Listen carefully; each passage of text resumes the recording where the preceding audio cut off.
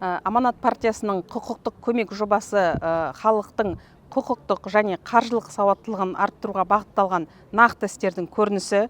Соңғы жылдары біз облыс орталығында сонымен қатар ауылды елдерге барып, халыққа практикалық, тәжірибелік тұрғыдан консультативтік әртүрлі нотариус, адвокат, заңгер қызметкерлерінен бастап қолжетімді көмек көрсетіп жатырмыз. Бұндағы басты мақсат заңдық кеңес беріп қана қоймай, адамдардың, әрбір жекелеген адамның өзінің осы мәселесін шешілуіне ықпал жасап, көмек көрсетуге бағытталған. Бүгінгі күні ұйымдастырылып жатқан шара аясында 40-қа жуық қала тұрғыны келіп құқықтық көмек алды.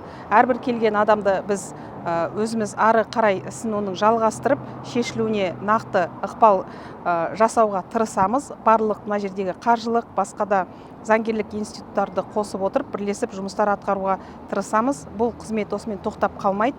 Облыстың барлық өңірлерін қамтимыз деп жоспарлап отырмыз.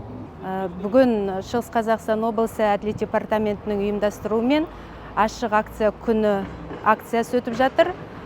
Бұл акцияға заң кеңесшілері, нотариаттар, адвокат саласы мамандары, нотариустер, жеке сот орындаушылар және мемлекеттік органның өкілдері, прокуратура органдарының қызметкерлері, полиция департаментінің қызметкерлері қатысуда.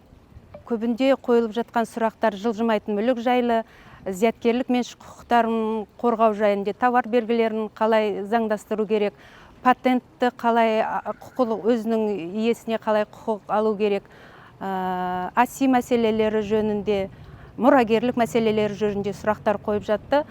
40-қа жуық кеңес берілді, заң көмегіне жүгінген адамдарға сұрақтарына жауаптар берілді.